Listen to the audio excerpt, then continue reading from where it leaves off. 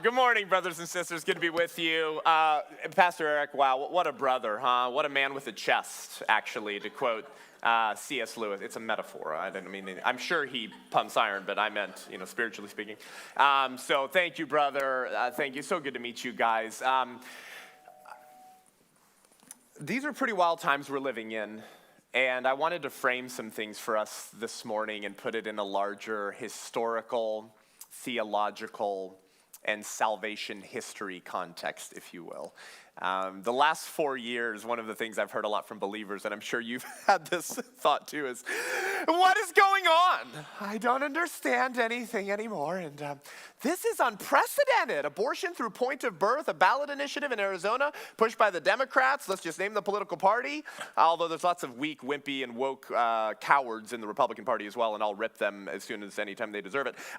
The sponsor of this ballot initiative bill to codify abortion through the point of birth into the Arizona State Constitution, her name is Athena.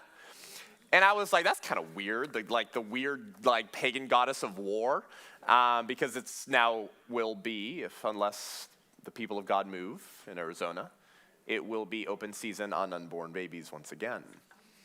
And this thing is wicked, and it's the mental health is defined as a justification to get a third trimester abortion if enough Arizonans sign it in November, if they get it onto the ballot.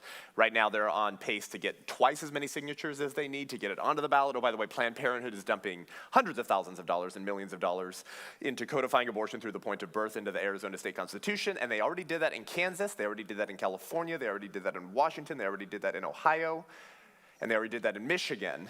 And this is the game plan with the overturning of Roe versus Wade, and so the abortion laws go back to the states, and states get to determine their own abortion laws. Now it's time to pour millions into ensuring that no child in any state in America has a right to life. But I just want you to understand how evil and wicked this agenda is. We have to understand the spiritual principalities behind all of these things, don't we? It's easy to talk about politics. Listen, it's very easy to get into name calling and demeaning the other side as a bunch of Moloch serviles and Baal worshipers, which yeah, but we actually have to get in touch with what this battle represents. And so sort of my thesis for this morning is that the culture war is really a proxy war for a far deeper spiritual war. The enemy of our souls does not stop his demonic agenda at the line of politics. So, the Johnson Amendment, separation of church and state, and I'm Satan, Beelzebub, father of lies, but I can't get political. No, it's only the people of God that are afraid to steward and wield for righteousness what the other side is so unapologetically willing to wield for wickedness. Because we've been under this spell of the Johnson Amendment, right? I call it, Christianity Today, Rick Warrenism, Ed Stetzer, Russell Moore, our theological betters who have been telling the church for decades, don't get political, you'll harm your Christian witness. Just preach the gospel. But what has allowed some of this wickedness that's now declaring open season on unborn babies to happen? Politics. And what a pastor here who's already gotten over 200 signatures of pastors throughout Arizona to say, we're going to stand for the unborn. We're going to inform our congregations to not sign this abortion ballot initiative and to stand for the cause of the unborn and to inform our congregation of what this actually abortion ballot initiative in Arizona would do if it successfully goes through, which is crazy. It's minors can get abortions without parental consent, mental health. So it's like you get in a fight with your husband or your boyfriend. Oh, my mental health is being compromised. Then you can get a third trimester abortion. If they end up getting on the ballot and then it votes and then it goes through, then you'll have abortion through point of birth in the Arizona State Constitution. So your pre-Roe, your pre-1973, 1890s, 1880s law in Arizona, it actually declares abortions illegal. And after Roe got overturned, Arizona should have gone back to having abortion completely illegal. But some pro-abortion hack of a judge just said, well, I'm not going to let that happen. I'm literally not going to allow the Arizona State Constitution to be applied since the overturning of Roe versus Wade. And now the abortion industrial complex and Planned Parenthood is saying, well, just in case it does get enforced and abortion is banned in the state of Arizona, we're going to get this ballot initiative through, get enough Arizonans to sign it, so whatever that judge decides will be a moot point, because by then we will have codified it into the Arizona State Constitution. Oh, and let's say this all turns out great, and the church rises up in Arizona, and we defeat the ballot initiative, and this judge stops being a Moloch servile, and he enforces the pre-1973 Arizona state law that bans abortion, and we celebrate, and we have the head of Goliath, and God's moving. It still wouldn't matter because the abortion pill RU486 you can order via snail mail through a abortion pill mill website that's sent through the American Postal Service into a young woman's mailbox. Now, none of that is reasons to abdicate, obviously, because if they get what they want through, it's like second and third trimester surgical abortions in the state of Arizona. Obviously, that's wicked. We cannot allow that. So if you use the bad news as a justification to abdicate in the season, you've missed the point of my sermon. But my point is that the abortion pill, which is a Nazi-era relic, will now be able to be ordered through the Postal Service. It's being sent into states like Texas and Tennessee that have banned abortion. I'm talking about states that say abortion is illegal in our state. Did you know right now in America, in the land of the free and the home of the brave, states that have banned abortion, young women are still ordering the RU486 abortion pill online, and it's being sent into mailboxes. And then she doesn't go to the abortion center to finish that abortion. The physicians and the websites say, go home, sit on the toilet, don't look, and flush. No, that's not Seth saying that. That's women who have gone through this who have said, that's what I was told, was to have the abortion at home. So the American sewage system has become the abortion industry's disposal system. So there are now legislators actually having conversations about public health and the water that we drink in America. I'm not joking. The abortion pill's taken through 10 weeks, and they're pushing right now, the FDA and other abortion groups, to move it to 12 weeks, which would be the entire first trimester. This is unprecedented. What is going on? No, it's not unprecedented. None of the battles we're facing for the fight for life and our precious preborn brothers and sisters, none of it is unprecedented. We have gotten so used to liberty and freedom in America, we've gotten fat on it. And we've forgotten the price at which these freedom and liberties come, these protections of the right to life. Did you know in ancient Rome, unwanted babies were abandoned outside the city walls to die from exposure to the elements and from the attacks of wild foraging beasts? Did you know the Greeks would give pregnant women heavy doses of herbal or medicinal abortifacients? Did you know the Persians developed highly sophisticated surgical curette procedures?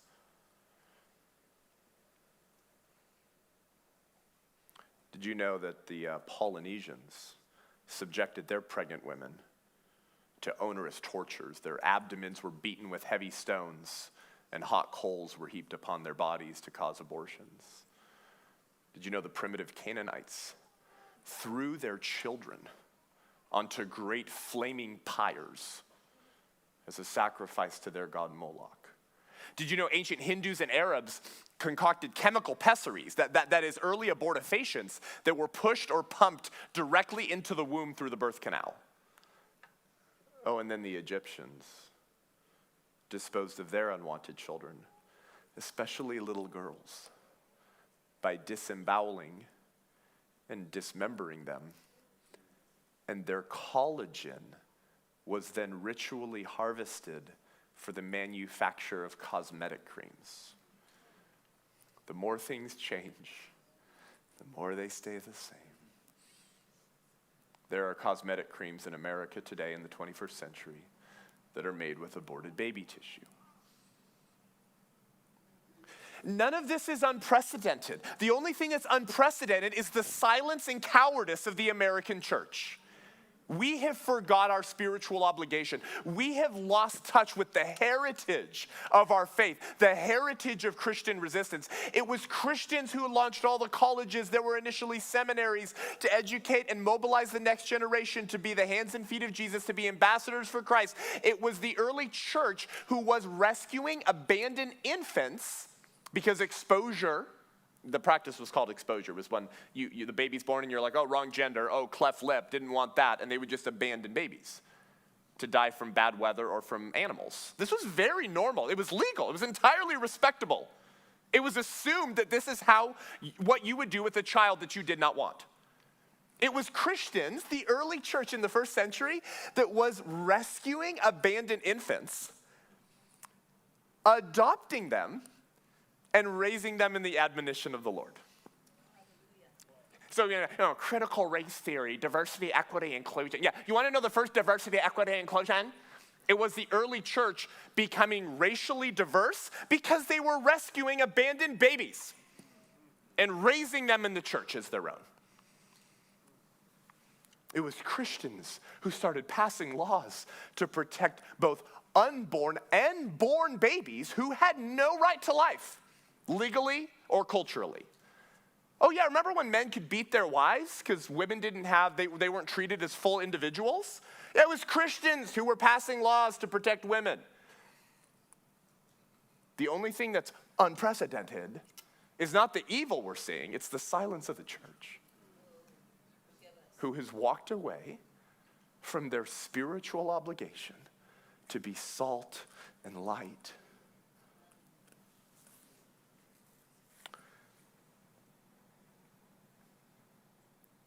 In Judges 6, you remember Gideon? Remember Gideon's army, right? Did you know he used to be a little pansy? So in Judges 6, before he became this mighty man of valor, he's hiding out in a wine press or a cave or something like a little pansy because they had Bernie Sanders' democratic socialism. Well, no, it's democratic. Okay, I've been told that's better than regular socialism because it's democratic. Something like icing on excrement. Like if you vote your way in, you have to shoot your way out or something like that. Anyways, it's democratic socialism because the Midianites are oppressing the Israelites. Do you remember this? Do you guys like the Bible here? In Judges 6. And so the Israelites thresh their wheat. And what happens? The Midianites just come and take it. Right? You make, we take. It's a great definition of socialism, by the way. And so they just take it. And so Gideon's like, screw this. I'm going to go hide out in this cave over here, and I'm going to thresh my own wheat. So he's a tax evader. Naughty, naughty Gideon. And by the way, Pastor Eric, that's not a theological justification for your church to cheat on their taxes. Don't take that. That's not what I meant. And so the angel of the Lord comes to Gideon in Judges 6. It's powerful. And he says, mighty man of valor. But he's not. He's a little pansy. Isn't that hope for us all? Just hiding out in the cliff sides, hiding away from the conflict. I'm just going to make my own wheat, eat it over here. And then he cooks God a meal, and the angel of the Lord lights it on fire. Go read it in Judges 6. This is your homework this afternoon. It's crazy. And then Gideon kind of has a Job moment. He's like, I'm going to shut up now. I'm just going to listen to you. And then it says, and that same night, so the same interaction between the angel of the Lord and Gideon, that same night, he says, Gideon, walk out of the cave and go tear down all the idols to Baal and take those Asherah poles on the other side of the camp and chop them up. And then with the destructed wood of the pagan demon god, I want you to light it on fire and build a furnace to cook me a sacrifice. Oh, that's not very loving, Jesus. That's really violent. That's like Christian nationalism or something. Oh my gosh. That's not very tolerant of their people's pagan child sacrifice religions. I thought we were supposed to have a pluralistic public square where we just all get along with each other's ideas and religion. And he's like, go tear down the altars to Baal and to Asherah. Now listen, if you're Gideon, what would you be thinking? Here's what I'd be thinking.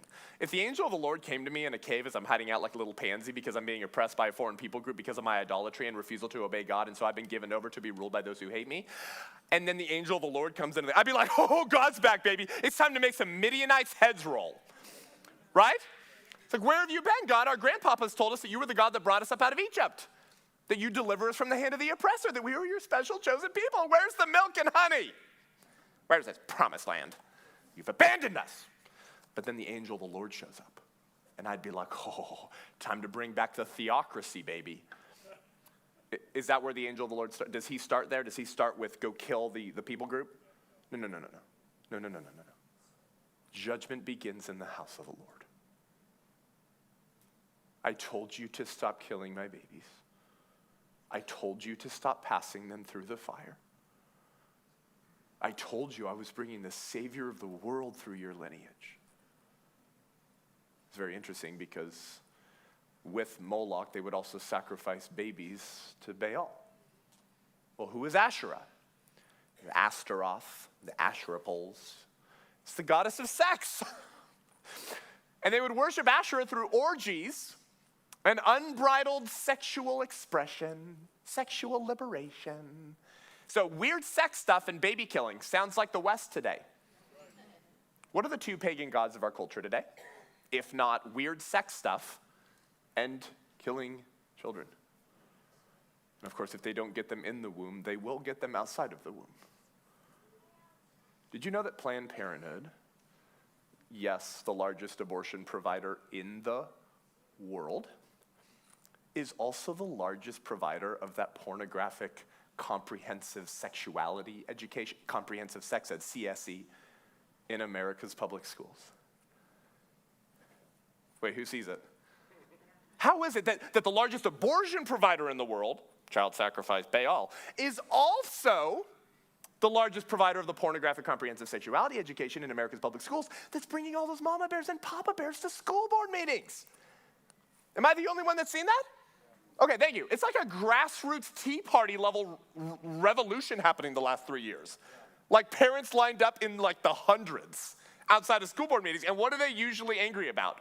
The critical race theory, pitting little white kids against their black friends because of systemic racism or something. And the weird sex stuff in the school library or in the sex ed curriculum health week. It's actually in the sex ed curriculum. That's what bringing all the mama bears and papa bears to school board meetings. Ever heard of the phrase conflict of interest? Yeah, sexualize the kids into all sorts of weird. By the way, some of you guys are like, Pastor Eric, this guy's a freaking weirdo. This guy's a conspiracy theorist. I don't like what he's saying. None of that can be true. Okay, I have the unfortunate job description of reading the curriculum, of going through it. So in case you don't know, or in case you're like, this Seth is like a little, woohoo. Okay, comprehensive sex ed covers critical theory, critical race theory. So if you're white, you're Caucasian, you participate in systems of oppression because of dint of your skin color. It covers parental rights. It pits children against their parents. It teaches kids how to get abortions without parental consent and how to navigate the law and get a judicial bypass to be able to get an abortion before they're 18. It covers all forms of abortion and birth control. It teaches them all the weird sex stuff and how to do it because they assume a priority, that means beforehand, that they're gonna do weird sex stuff. And so rather than tell them not to do it, they say, we wanna teach them how to do it safely. Planned Parenthood is known for constantly saying things like parents are a barrier to service, which is why my friend Monica Klein, who used to be a Planned Parenthood sex educator, she was a Planned Parenthood sex educator, leaves Planned Parenthood, is now a believer, and tries to mobilize and awaken the family to be the primary formations and disciplers of their kids, says that when she was working for Planned Parenthood, they would always say parents are a barrier to service. Well, what's the service? Weird sex stuff and killing babies, because they know parents wouldn't be okay with that if they knew about that. It covers cultural Marxism. All of that is packed into CSE, comprehensive sex ed. So just to make sure you know, I ain't talking about the biology of the birds and the bees. That's not what CSE is, comprehensive sex ed. It's one of the liturgical arms of the religion of humanism. Yeah, it's okay. Think about the phrase. I know, taking a sip of latte, it's a little early for that phrase, and it's okay. It's like, it's one of the liturgical arms of the religion of humanism. It's how they disciple the next generation and inculcate them with a certain vision of the good life, with a certain vision of what they want those children to view as human flourishing. Let me summarize it for you. If it feels good, do it. Is that not like the representative phrase that encapsulates the entire sexual revolution of the last 90 years? In case you think I'm a weirdo again, let me quote the founder of Planned Parenthood, Margaret Sanger. I don't have time to go into all of her, okay? Go to my YouTube channel, my podcast, check out sermons on her. I go deeper than any other pro-life speaker in the country. But her first phrase in her first magazine called Woman Rebel, published in 1914, it was called Woman Rebel, with the tagline, no gods and no masters. No gods and no masters. This is 2 years before the first brick and mortar Planned Parenthood clinic, and it's about 8 years before Planned Parenthood is founded. In volume 1, edition 1 of Margaret Sanger's magazine, she has this phrase. She says, "Our ultimate objective is unlimited sexual gratification without the burden of unwanted children." That's a verbatim quote from Margaret Sanger, who's been called the patron saint of feminism. Okay, Martin Luther King Jr. got the Margaret Sanger Award. Nancy Pelosi got the Margaret Sanger Award. Barack Obama got the Margaret Sanger Award. Kamala Harris got the Margaret Sanger Award. I'm talking about the founder of Planned Parenthood, whose first public writings that we can find years before her organization is planted has the phrase, "Our ultimate objective is unlimited sexual gratification without the burden of unwanted children." Asherah has to always come before Baal. Yeah, that dog will hunt. You have to sexualize a community first. Then they'll no longer be able to govern themselves. Because when you indulge every animalistic appetite that you have, you're not free, you are a slave. So you're easier to control, but you will eventually kill your own children. Judges 6. They're having orgies and weird sex acts to worship Asherah. So of course, the other demon god, is a way for them to get rid of the products of their sexual gratification, little babies. If you're still thinking I'm weird, let me prove it one more time. In 1973, when Roe versus Wade was decided in January of 1973, this is recorded. A reporter approached the president of Planned Parenthood, Alan Guttmacher. Now, Sanger had died about 6 or 7 years before, and Alan Guttmacher became the president of Planned Parenthood. If you have ever heard of the Guttmacher Institute, it's named after Alan Guttmacher. A reporter approached the president of Planned Parenthood and literally asked him how he was going to absolutely secure this future. How are you going to protect and secure this victory for women's reproductive health care? The legal right to kill your baby. How are you going to protect this moving forward? How can we secure this forever? And the founder of Planned Parenthood responded to that reporter with 2 words. Sex ed. And then walked away. I'm not kidding, documented. I found the stinking newspaper article that covered it. A reporter walked up to the president of Planned Parenthood, the largest abortion provider in the world, and the largest provider of pornographic comprehensive sexuality education, and the largest, best funded, and most profitable 501c3 in human history, and said, how are you going to protect the right to kill unborn babies forever now that we got this victory in 1973 called Roe versus Wade? And he said, sex ed.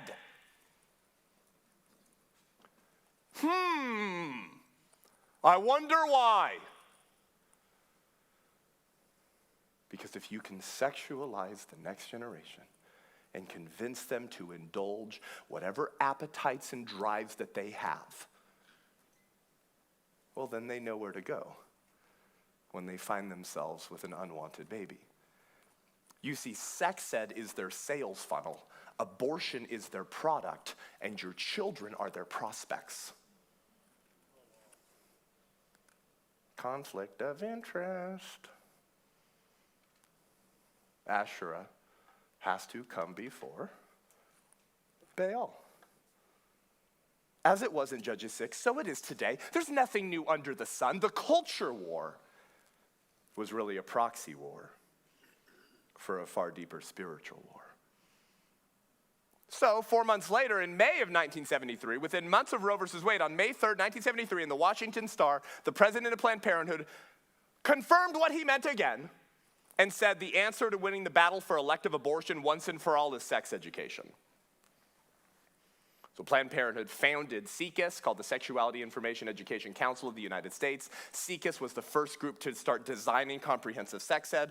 They got seed money from Hugh Hefner, the founder of Playboy, to found SIECUS. SIECUS is today the #1 group with Planned Parenthood at pushing forward their pornographic comprehensive sexuality education, not just on American shores, but internationally as well, because the International Planned Parenthood Federation, IPPF, which has received over $80 million from the Bill and Melinda Gates Foundation, is not a nonprofit. It's a conglomeration of over 150 different NGOs committed to pushing forward the Planned Parenthood sexual revolution globally. And their first board member at SIECUS, founded by Planned Parenthood with seed money from the Playboy founder, was named Wardell Pomeroy. Wardell Pomeroy, the first board member of SIECUS, who's responsible for all the weird sex stuff in your kids' public schools, was the homosexual lover of Alfred Kinsey, who was called the father of the sexual revolution. Alfred Kinsey, who got his sex science from interviewing pedophiles and rapists, serving lifetime prison sentences in jail, and he got his data from pedophiles and rapists and said, this is the normal sexual behavior of the normal American male and the normal sexual behavior of the normal American female, who founded the Kinsey Institute at Indiana University.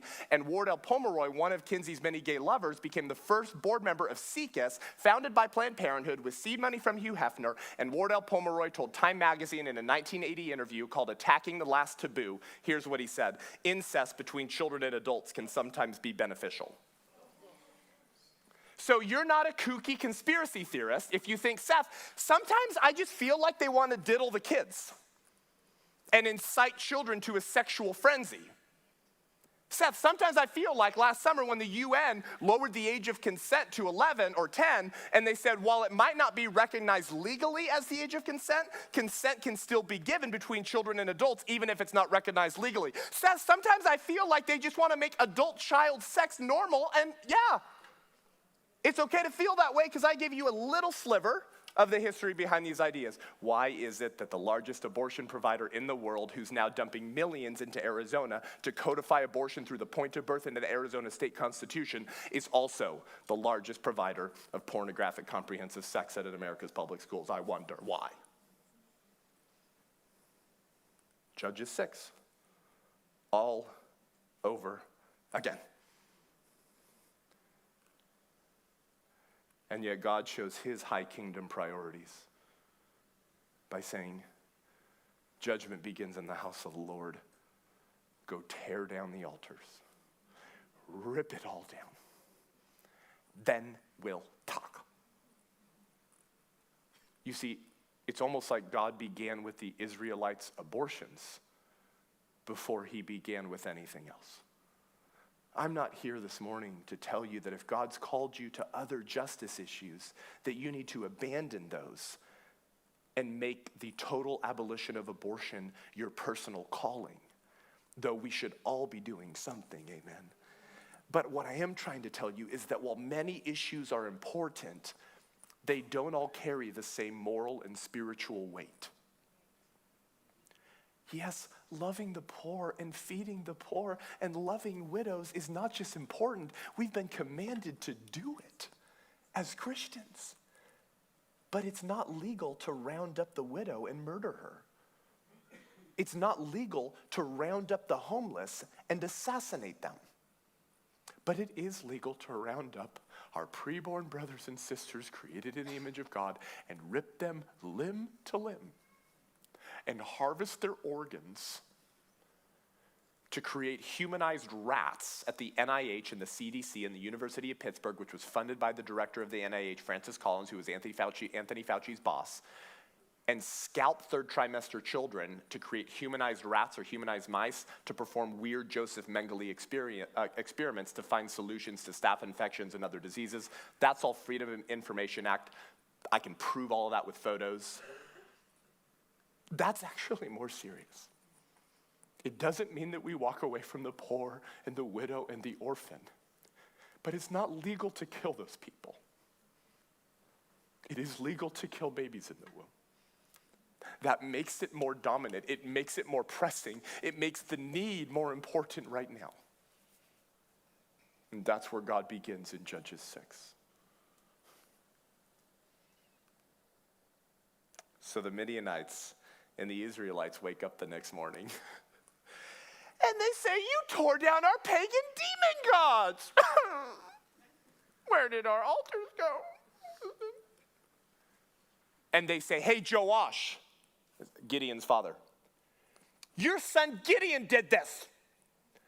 Bring him out so that we can kill him. Wait, Seth, are you telling me that it's the same demonic spirit today that when pro-life sidewalk counselors pray and show up outside of abortion centers to try to tear down the high places of child sacrifice in America and plead for the life of the orphan, they arrest the pro-life sidewalk counselor, they say you're blocking the access to abortion centers, and 9 of those people in Tennessee are facing 11 years in prison for allegedly blocking access to a door that led to the killing of children. If only they had danced half naked at a drag queen story hour at a public park with a rainbow flag up their ear. Why didn't they just do that? It would have been fine if they did that. Why didn't they just dance provocatively and sexually for children at a library? But if they sing psalms outside of an abortion center and tell mom we love you, we celebrate you, we want to throw a baby shower for your baby. Did you know 9 of those pro-life sidewalk counselors in Tennessee are facing 11 years in prison?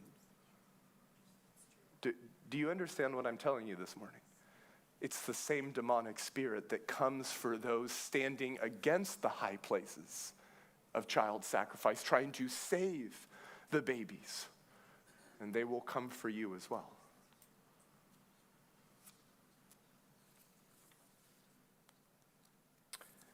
We don't have the spirit of Gideon in the American church for the most part. We have the spirit of Lot. I'm here this morning to tell you that in the battle you're facing in Arizona and the battle that the church in America is facing, we have 2 biblical archetypes for how we will engage the culture war in these out-of-control evil times. The spirit of Gideon.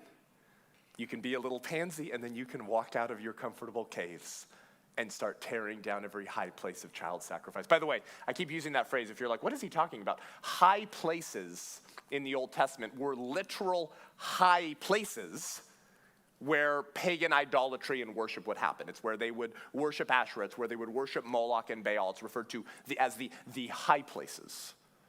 And it's why God continued to give the Israelites over to be ruled by those who hate them, because of their refusal to obey him and by worshiping and engaging in pagan demonic sacraments and sacrifices of another religion. So you can do Gideon, but unfortunately we don't have the spirit of Gideon in the American church. We have the spirit of Lot. Do you remember Lot in Genesis? Did you know he's called a righteous man, actually? The Bible calls Lot a righteous man. So he's probably in glory. We're going to meet him one day. But where is Lot when the angels come to torch San Francisco, Sodom and Gomorrah?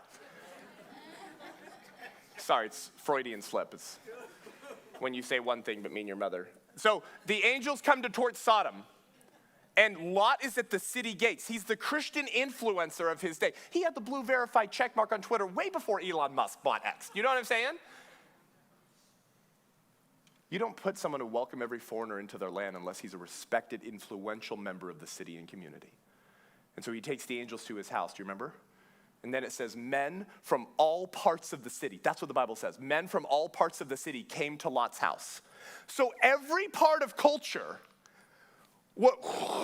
was descending down onto that one righteous man's house, that one remnant, the one person of whom God said was a righteous man in Sodom, which is damning with faint praise. And they come to his house and they say, Lot, bring those men out that we might have sex with them. But they weren't men, they were angels. Do you understand why God wanted to torch Sodom? They wanted angel sex. And Lot walks out onto his front porch. Listen, Lot was a righteous man. He was willing to sometimes speak the truth. And he says, brothers and sisters. Go read it. That's what it says. He greets men who want to have angelic sex as you're my brothers and sisters too. To which I always wanted to say, Lot, stop trying to get crumbs from the table of secular humanism so you can keep your 501c3 status and get an attaboy from Klaus Schwab and be invited to the World Economic Forum. Stop trying to be spoke well of by the demonic spirit and the culture of death. There is a reason why Rick Warren is invited to Davos at the World Economic Forum and Pastor Jack Hibbs is not. That's the spirit of Lot. in the American church. There's a reason why Russell Moore, the editor-in-chief of Christianity Today, is always approached by the Washington Post to get the evangelical take on issues and not Eric Metaxas. It's the spirit of Lot. Brothers and sisters. But listen, Seth, be fair. I don't really like your tone right now. Lot was a righteous man, Genesis says. So he was sometimes willing to criticize and critique and call to account the culture of death that he lived in. He was. Okay, you're right. The next thing he says is, do not do this wicked and abominable thing. Did you know that's what he says? After he tries to get attaboys and crumbs from the table of secular humanism, he says, don't do this wicked thing. He was willing to call their actions wicked and abominable. Boy, we got a lot of Christian influencers, pastors, authors, and music artists, Lecrae, who were sometimes willing to criticize and critique the culture of death and the spirit of the age and his acolytes who have made it their mission to wipe out the image of God from the earth as wicked and abominable. But they'll only speak as much truth as the spirit of the age allows them to. They'll only speak as much truth as they can get away with without losing the tithes of their registered Democrats who vote for the very people who slaughter children in the womb. And then Lot says, here are my daughters. Have sex with them instead. Lot, what are you thinking right now? When the hour was late, when the time was now, when the trumpet was sounded, when a man and a father was needed to defend his own, he offers them up on a silver platter so he can keep his place at the table and stay relevant, so he doesn't harm his Christian witness. So the Sodomites will speak well of him and invite them to their parties. We have been offering up the next generation and our posterity in America on a silver platter to the culture of death, so things might go a little more well for us. It's too uncomfortable to walk out of the Gideon wine presses and caves and start really tearing down the altars to another religion. It's just not very Christian and loving to me, Seth. We want a place at the table. We want to be safe. We want our Christianity to be comfortable. And that's just not easy.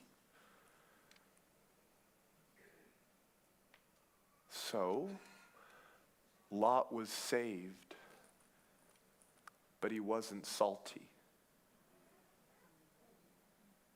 So his wife becomes in death what he should have been in life.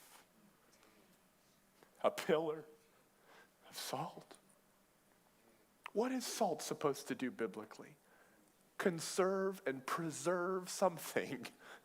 The Bible says that when a salt loses its saltiness, it is thrown underfoot and trampled. So if you're wondering why it feels like the church in America is being trampled, maybe it's because we've lost our saltiness. Did you know you can be saved but not salty, Christian?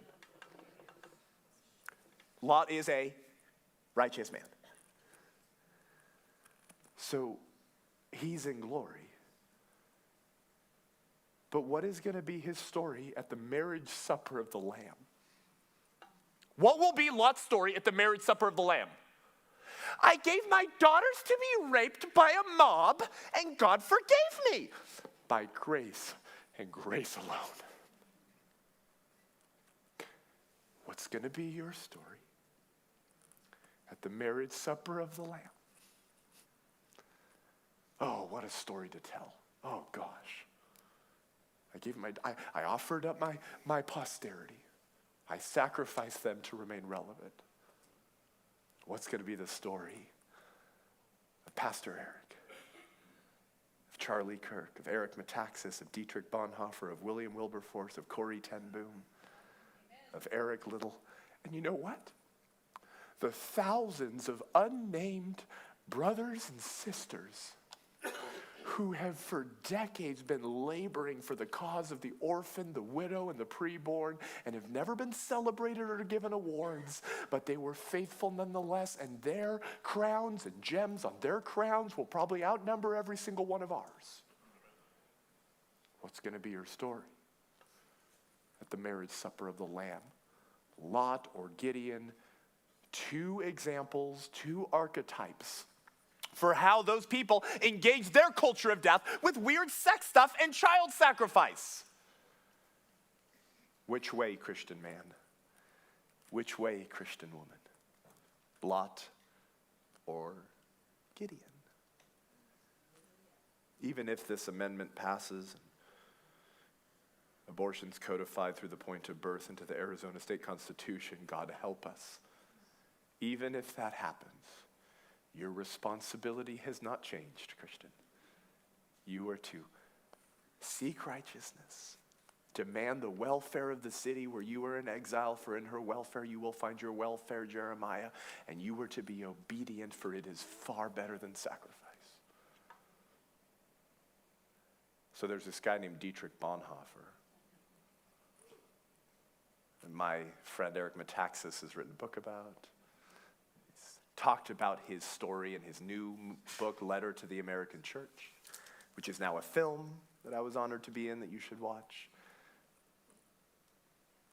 And Bonhoeffer, if you don't know, who was trying to assassinate Hitler, he was smuggling Jews out of Nazi Germany.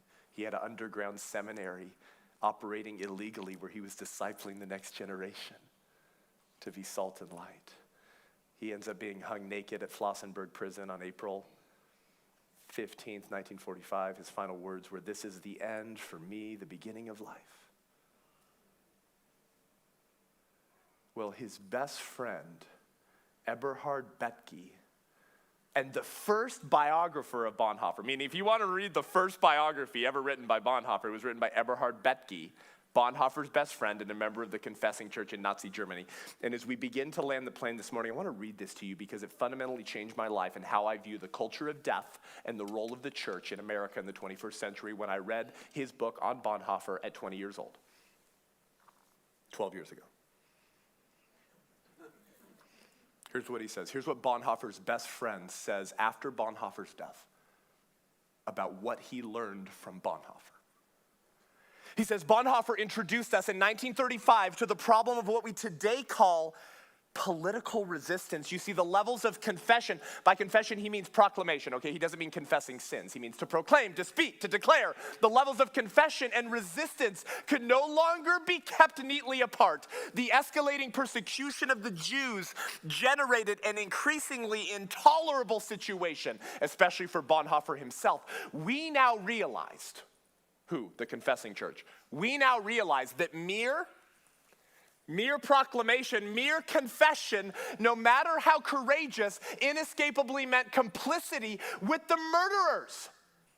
Even though there would always be new acts of refusing to be co-opted, and even though we could preach Christ alone Sunday after Sunday, during the whole time, the Nazi state never considered it necessary to prohibit our preaching.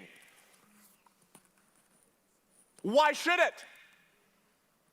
Thus, we were approaching a borderline between confession and resistance. And if we did not cross this border soon, our confession would be no better than cooperation with the criminals. And so it became clear where the problem lay for the Confessing Church.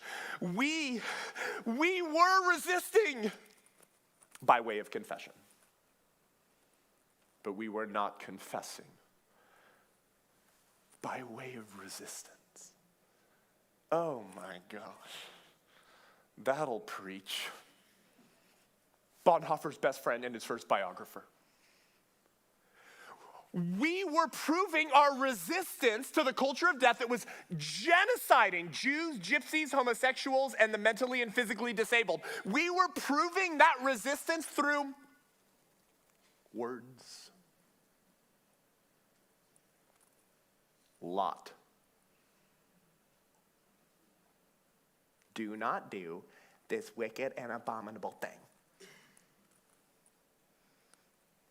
A lot of German pastors were willing to criticize what was happening to a certain extent. They only proved their resistance with words. But he says we were not confessing by way of action-oriented resistance to the culture of death. That's Lot and Gideon right there. That's what he's talking about. There's nothing new under the sun. So, what is at stake? And what will happen if we do nothing? If we continue our Bible studies, our discipling, amen, our evangelizing, but we don't walk out of our caves to start tearing down every high place of child sacrifice in America. What will happen? What does the future look like? I want to close with this. I think the Bible has given us an answer to that question that I just posed to you this morning. In 1st and 2nd Kings, we read about the good kings of Israel. Have you read about the good kings of Israel? And there's about 8 or 9 of them, and it goes through them, and you know what it says about every single one? It says they did what was right in the sight of the Lord. They did what was right in the sight of the Lord. Asa, Jehoshaphat, Jehoash, Amaziah, Azariah, Jotham. In 1st and 2nd Kings, each one of these men is remembered for doing what was right in the sight of the Lord. Doing what was right in the sight of the Lord. They did what was right in the sight of the Lord. And the final epitaph of every single one of the good kings, it's the good kings of Israel. Their final line, except the high places. But the high places, all except for the high places, were not taken away. Weird sex stuff and baby killing. They didn't tear it down. And these are the righteous kings of Israel. As my friend Dr. George Grant says, each of these kings ultimately failed despite their good works and intentions, because they did not utterly destroy the idols of the land, and bit by bit the idolatry eroded their culture until one day it completely destroyed their culture. You'll recall, brothers and sisters, that after years of tolerating, accepting, and participating in sexual idolatry and child sacrifice, Jerusalem is what? Eventually captured, sacked, and pilfered by Nebuchadnezzar and his captain of the guard, Nebuzaradan, who along with the Chaldeans utterly destroy the house of the Lord and all of Jerusalem. And so what begins then? The Babylonian captivity begins. Each of these kings failed to serve their society as prophets, priests, guiding and guarding the land. In other words, it was the silent tolerance of God's good kings that brought about the eventual destruction of Jerusalem. They confessed and did not resist the culture of death in which they found themselves. This is why we at the White Rose Resistance, the fastest growing pro-life organization in America, is trying to put ourselves out of a job. I don't want to be tearing down more high places at 40 years old. I want to be rebuilding Christendom and giving God a reason to show America mercy. It will not be the nonprofits of America that cause God to decrease his judgment, to lessen his punishment, and maybe, even maybe, pour out his Spirit on the American church once again. Revive us, oh God. It will be the local church learning how to be salty again, to give God a reason to show Arizona and America mercy, This isn't about us. Did you know that? I'm not trying to awaken you because I want you to keep your free speech rights and your gun rights. Those are all natural rights. They're wonderful. That's not my point. My point is we do this because we've been told to. We do this because it's called stewarding and stewardship. And we do it so that when we're asked on that day, son, daughter, what did you do? As my babies were being ripped apart, maybe we can have an answer and a testimony to share at the marriage supper of the Lamb, to say, look what God did because we stood, we obeyed, because obedience is better than sacrifice. So our organization is launching resistance circles all around America to get the church out of their Gideon caves, equipped, educated, and mobilized to start tearing down every high place of child sacrifice in America, so that God will pour his Spirit out on the church in America once again.